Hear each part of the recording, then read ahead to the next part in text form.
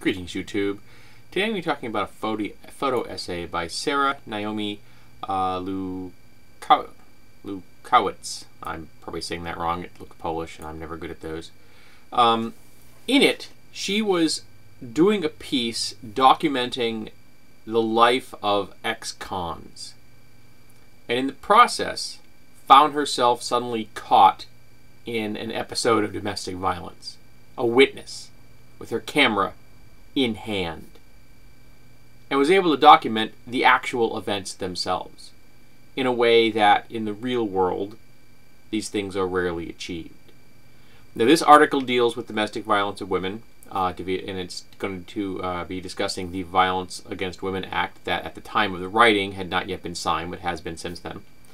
And my personal experience with domestic violence is almost exclusively from the point of view of a male abusing a female and myself. So be aware that's my perspective.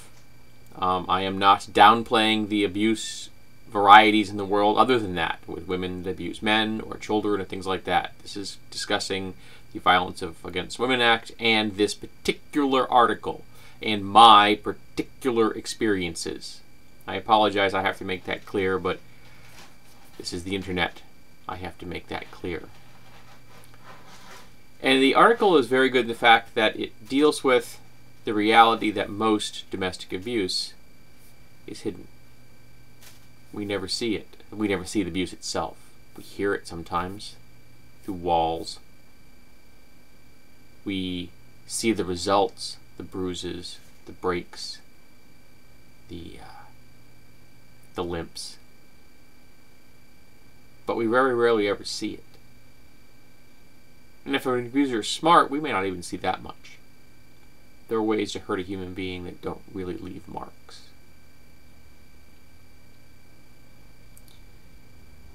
But it's important that these things be documented, that these things can be shown to us and put right here where you can't look away.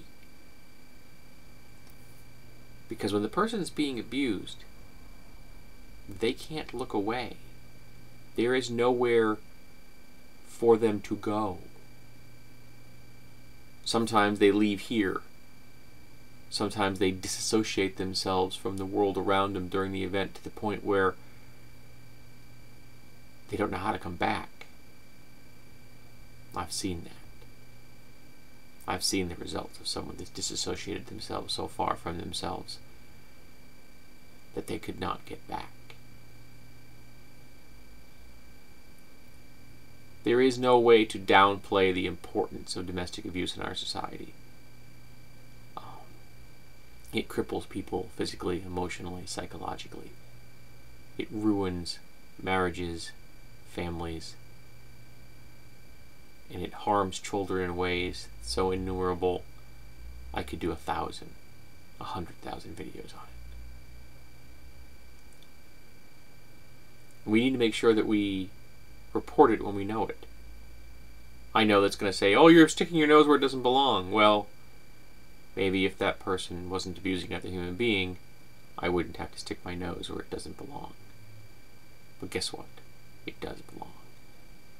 My humanity, my compassion, my desire to help another, they all belong.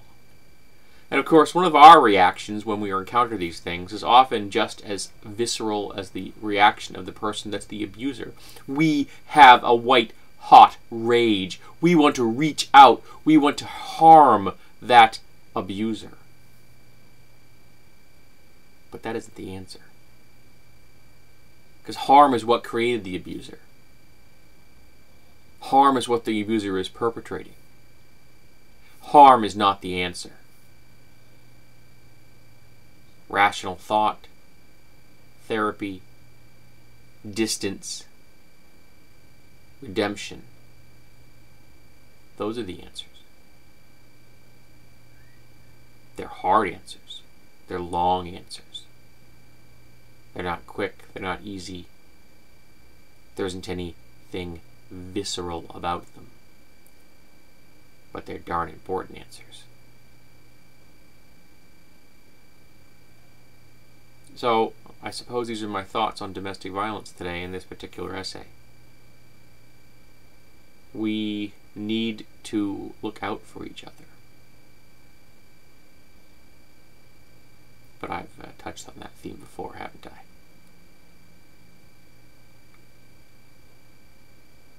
We are all victims when domestic violence happens, because it harms society as well as the person receiving the blow at the end of that fist. So do what you can. Help those you can. Maybe someday we'll find that answer.